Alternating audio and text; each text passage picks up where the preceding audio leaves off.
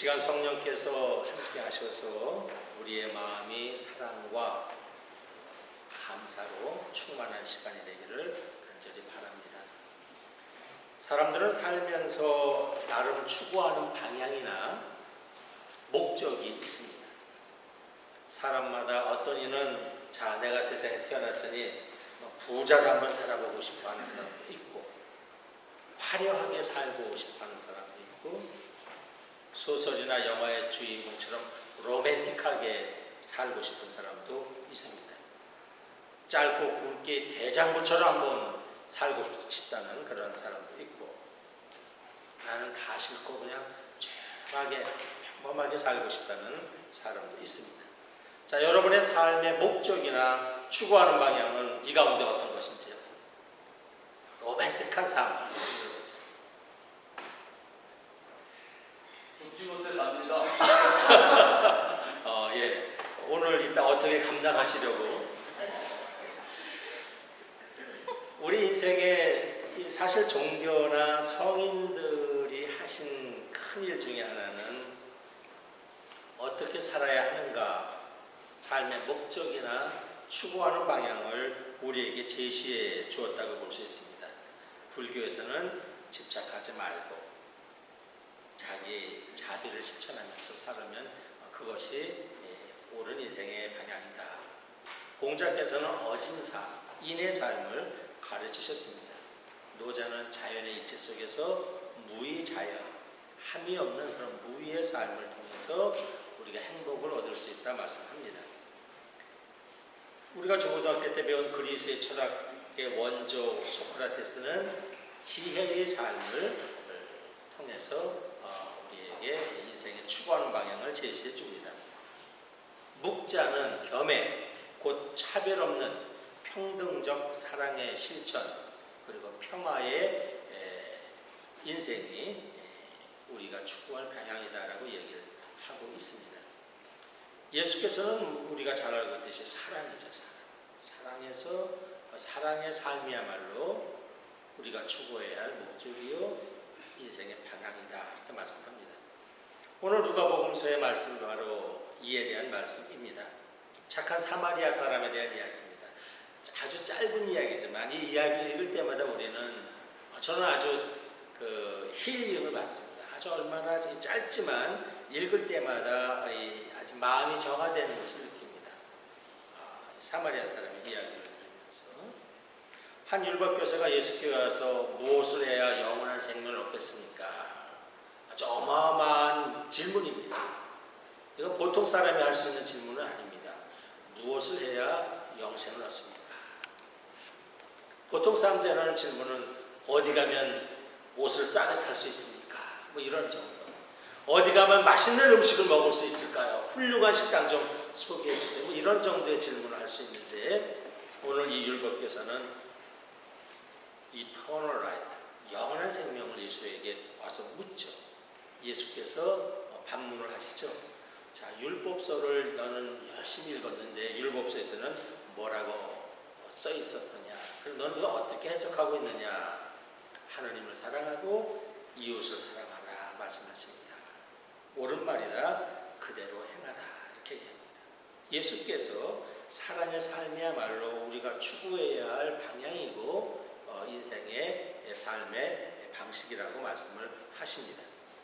자, 여기서 율법교사는 하나 더 나가죠. 이제 이웃 사랑에 대한 말씀을 이제 듣고 나서 그러면 이웃이 누구입니까? 라고 묻습니다. 이웃이 누구입니까? 여기서부터 이제 좋은 또 늘 들어도 싫지 않은 선한 사마리아 사람 이야기를 예수님이 해주십니다. 자, 어떤 사람이 예루살렘에서 예리고로 길을 가다가 강도를 만난다. 이런 말씀하시는데, 이런 말씀은 근거 없는 말씀이 아니라 예루살렘은 해발 780m의 아주 높은 고지대에 있는 도시입니다. 대한민국의 북한산 정상보다 더 높은 데에 있는 도시예요. 그 예루살렘에서 예리고까지는, 예리고는 우리가 상상하기 어렵지만 해저입니다. 해저 260m 정도, 바다 수면보다도 낮은 저 밑에 있는 도시예요. 그래서 높은 예루살렘에서 예리고까지 아주 높은 데서 밑에까지 내려가는데 한국식으로 말하면 서울에서 시골에 있는 도시로 가는 그 길목입니다. 모든 사람들이 거기로 다니기 때문에 그 길에는 외진 곳에 강도나 이 도적대들이 많이 있었습니다. 수시로 이 사람들이 길을 가다가 이 강도를 만나는 그런 길이 바로 예루살렘에서 예리고로 내려가는 그런 길입니다. 그것을 배경으로 예수께서 말씀을 하시죠. 오늘 말씀을 통해서 우리는 이웃에 대해서 한번 생각을 해보겠습니다. 여러분, 무엇이 이웃일까? 우리 한국말로는 나랑 가장 가까이 살고 있는 그런 사람, 그런 집을 이웃 또는 이웃집이라고 합니다. 이웃의 어원에 대해서는 국어학자마다 여러 가지로 제시를 합니다만 이웃이라는 것은 이쪽 저쪽, 이쪽으로 할 때 이입니다. 이쪽. 영어로 말하면 this에 해당되겠죠. 우리 한국말은 가까운 쪽을 이라고 합니다. 이쪽으로 와. 웃은 위 또는 우리 순으로 언저리를 의미합니다. 이쪽에 언저리, 주변에 살고 있는 사람이 이웃입니다. 이쪽, 나와 가까운 쪽에 언저리에 살고 있는 그런 사람이나 집을 우리는 이웃집이라 이렇게 얘기를 합니다. 나와 삶의 언저리를 나누고 삶의 주변을 나누면서 사는 사람이 이웃이라 할 수 있습니다. 요즘 인터넷을 보면 참 우리는 이웃을 잘 만나야겠어요. 이웃집을 잘못 만나서 화재를 당하기도 하고 이웃을 잘못 만나서 몹쓸 짓을 당하기도 합니다. 이웃에 늘 싸우기를 잘하는 부부가 있었대죠. 근데 이 부부싸움을 늘 잘하는 부부가 있었는데 어느 날 대화 중에 이런 대화를 하더랍니다. 나는 참 당신하고 결혼해서 너무 속상하고 아주 힘이 들어. 차라리 내가 악마하고 살았으면 좋겠어. 남편이 핑긋이 웃더니 그건 불가능해. 당신은 근친 결혼은 법적으로도 안 되는지 알아? 이렇게 이야기를 하더랍니다. 그만큼 서로 모질게 마음이 멀어진 부부인 것 같습니다. 이웃. 우리는 요즘은 이웃이 점점 없어지고 있습니다. 바로 30cm 떨어져 살고 있는 위층에서 소음이 난다고 서로 싸우고 폭력을 하고 죽이고 합니다. 바로 30cm 떨어져 있는 옆집과 주차 문제로 시비하고 서로 이 얼굴을 붉히며 살기도 합니다. 한 집 건너 아무개가 죽은 지 2달, 3달이 넘었어도 서로 알지 못하고 살고 있습니다. 우리는 이렇게 이웃이 사라지고 있고 이웃과의 진정한 관계가 점점 사라지고 있습니다. 한 재미교포의 글입니다.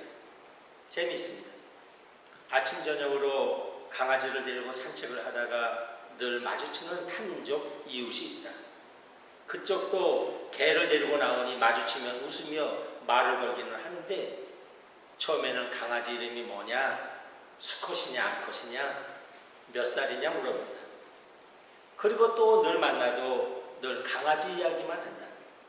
1년이 넘었어도 정작 내 이름이나 본인의 이름도 우리는 모른다. 이런 이웃입니다. 진정한 이웃의 관계가 별로 이렇게 많지 않습니다.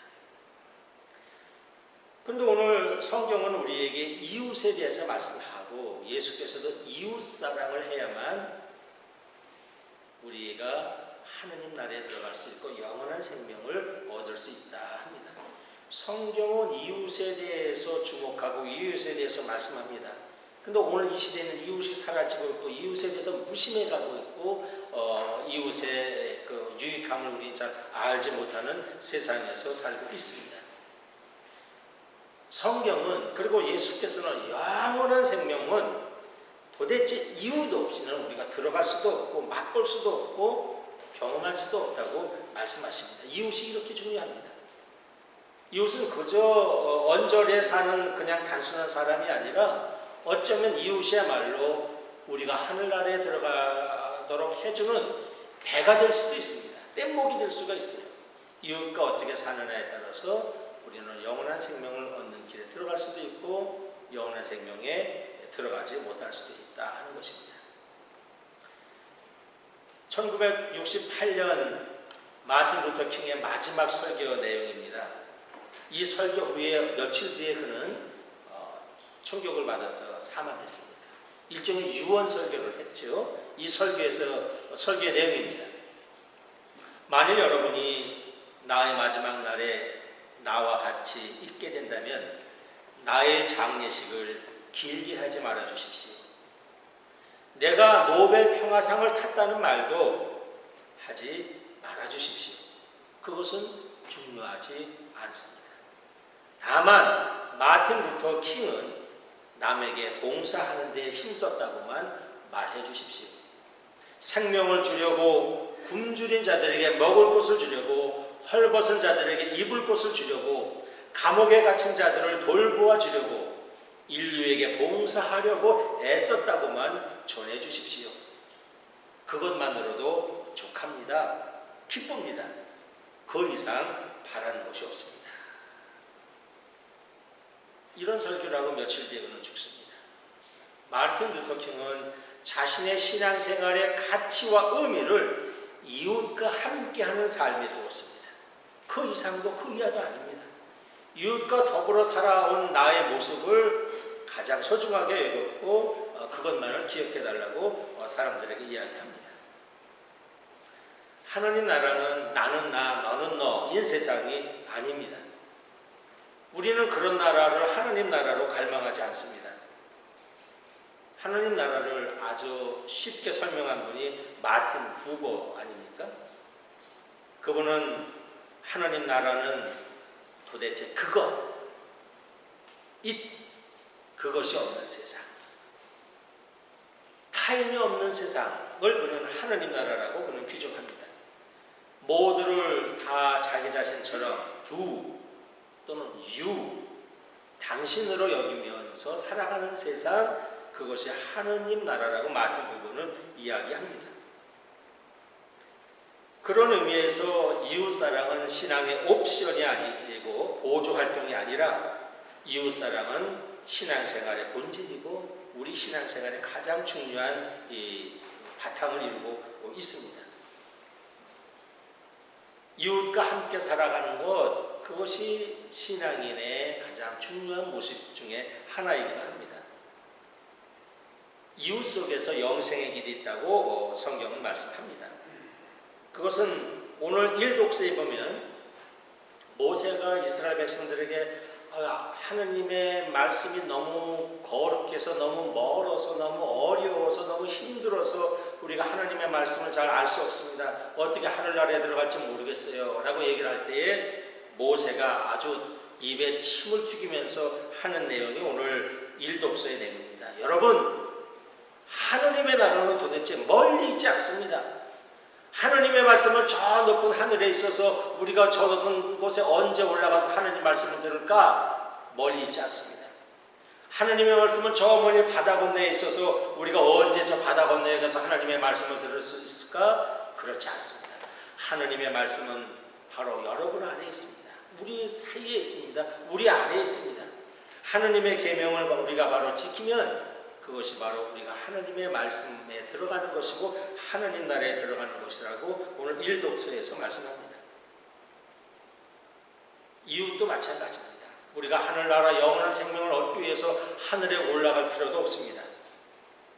여러분, 전통적으로 하느님은 하늘에 계시다고 이야기하지만 하느님께 나아가는 길은 땅에 있습니다. 꼭 기억하시기 바랍니다. 땅을 통하지 아니하고는 도대체 어느 누구도 하늘나라에 들어가는 길을 올라갈 수 없습니다. 오늘 모세의 설교도 바로 그와 같습니다. 하나님의 말씀 가까이 우리 안에 있고 영원한 생명을 얻는 길도 바로 가까이 우리가 살고 있는 이웃들 속에서 우리가 영원한 생명을 들어가는 그러한 기쁨과 그러한 은혜가 이 속에서 우리가 얻을 수 있다, 이렇게 얘기합니다. 이웃은 어디에나 있기 때문에 하늘나라 들어가는 길은 어디에나 있습니다. 자, 다시 이웃사람으로 우리의 말을 조금 좁혀보겠습니다. 이웃이란 누굴까? 다시 말씀드리면 서로 자신의 삶의 언저리를 맞대면서 사는 사람, 이게 이웃입니다. 삶의 언저리. 주님께서 착한 사마리아 사람 이야기를 해주고 강도 많은 사람의 이웃이 되어준 사람이 누구냐라고 묻습니다. 그러면서 말씀을 보면 한 유대인 사제는 그저 예루살렘에서 예리고로 내려가다가 강도 만난 사람을 보고 그냥 도망을 모른 채 하고 갑니다. 물론 이유는 있습니다. 왜냐하면 그 당시 기록을 보면 강도 만난 사람이라고 다 강도 만난 사람은 아니었습니다.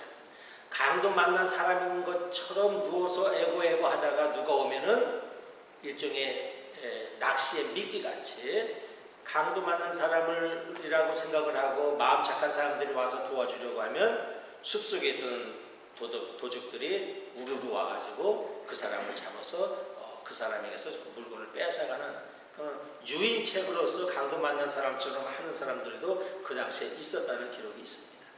그래서 물론 이 사제가 그런 것을 생각하고 그냥 내려갔는지는 모르지만 그 사제는 자기의 삶의 언저리를 나누지 않았습니다. 레위인도 그랬습니다. 사제나 레위인이나 성경의 말씀을 얼마나 잘 알고 있습니까? 이웃사랑에 대한 말씀을 얼마나 많이 읽었겠습니까? 그러나 이 사람들은 가장 기도를 많이 하는 사람이었고 가장 율법적으로 깨끗하게 사는 사람이었을 겁니다. 그러나 강도 만난 사람에게 자신의 삶의 언저리를 내주지 않습니다. 자기의 시간을, 자기의 마음을 내주지 않습니다. 오늘날 우리 주위를 보면 의외로 우리의 도움을 필요로 하는 사람들이 적지 않습니다. 빈곤과 불치의 질병으로 어려워 고통 중에 있는 사람들, 열악한 복지 시설 속에서 돌봄을 제대로 받지 못하는 사람들이 있습니다. 자연재해를 만나서 갑자기 어려움에 처한 사람들도 있습니다. 사회적인 소수자들도 있습니다. 사람뿐 아니라 환경오염과 생태계의 위기로 신음하며 죽어가는 그러한 동식물들도 있습니다. 얼마 전에 영상을 봤는데 어떤 상어인지 고래가 커다란 이 플라스틱 끈에 그냥 허리가 묶여서 허리가 거의 잘록하게 반동강으로 난 채로 헤엄치면서 다니는 것을 봅니다. 우리 주변에는 이처럼 우리에게 도움을 요청하는 여러 가지 음성과 소리들이 요청들이 많이 있습니다. 이웃이라고 우리가 이런 주변의 소리에 우리가 그 소리에 귀를 기울이고 우리의 삶의 언저리를 내주어야 합니다. 여러분, 어떤 사람이 이렇게 얘기합니다. 어떤 연못가에 큰 통나무가 있는데 개구리 5마리가 있습니다. 3마리는 내가 저 시원한 물에 들어가서 첨벙 들어가서 헤엄을 쳐야지 생각을 하고 있었고 2마리는 아무 생각을 하지 않고 있었다고 합니다. 자, 잠시 후에 통나무에는 몇 마리의 개구리가 있겠습니까? 몇 마리의 개구리가 있었겠어요? 5마리가 그대로 있었다고 합니다. 왜? 뭐만 했기 때문에? 마음만 먹었기 때문에. 생각만 했기 때문에. 여러분, 나의 삶의 언저리를 준다는 것은 생각만 해서 낼 수 없습니다. 사제나 레위인도 아마 안 됐다는 생각을 했었을 것입니다. 그러나 그는 행동을 하지 않았습니다. 그런데 오늘 이 착한 사마리아 사람은 자신의 삶의 언저리를 내줍니다. 나귀에서 내려서 약도 발라주고 물도 먹여주고 상처를 씻어줍니다. 자기 나귀에 태워서 여관에 데려다주고 2데나리온 아주 큰 돈을 내서 주인에게 내주면서 내가 돌아올 때까지 돌봐주시오, 이렇게 얘기를 합니다. 그는 이웃에 대한 강도 만난 이웃에 대한 그런 그 자비심과 함께 자비의 행동을 그대로 실천합니다. 이웃이 되어주는 행동을 했습니다. 삶의 언저리를 내주었습니다. 이것이 이웃입니다. 내 삶의 언저리를 내주는 사람, 내주는 관계, 이것이 이웃입니다. 자, 말씀을 마칩니다. 오늘 착한 사마리아 사람의 비유는 우리에게 영원한 생명을 사는 길, 진리의 길, 참 사랑의 길에 대해서 말씀합니다. 그 길은 우리가 이웃을 제외하고는 이웃 없이는 갈 수 없다는 것입니다. 이웃과 삶의 언저리를 나누는 삶, 그것이 하늘나라의 삶이고 그것이 영원한 생명을 여기서 사는 삶이고 영원한 생명으로 들어가는 길이라고 말씀합니다. 하느님의 나라는 이웃이 없는 나홀로의 세상이 아닙니다. 하느님 나라는 모두가 이웃인 세상, 서로 모두가 삶의 언저리를 나누는 세상이 하느님 나라입니다. 오늘 예수께서 말씀하십니다. 너도 가서 그렇게 하여라. 세상 사람에게 삶의 언저리를 내주라는 말씀입니다. 우리가 모든 사람들에게 삶의 언저리를 내어주는 좋은 이웃이 돼서 영원한 생명을 여기서도 살고 장차로도 사는 저와 여러분 되길 주의 이름으로 축원합니다. 성부와 성자와 성령의 이름으로 말씀드렸습니다.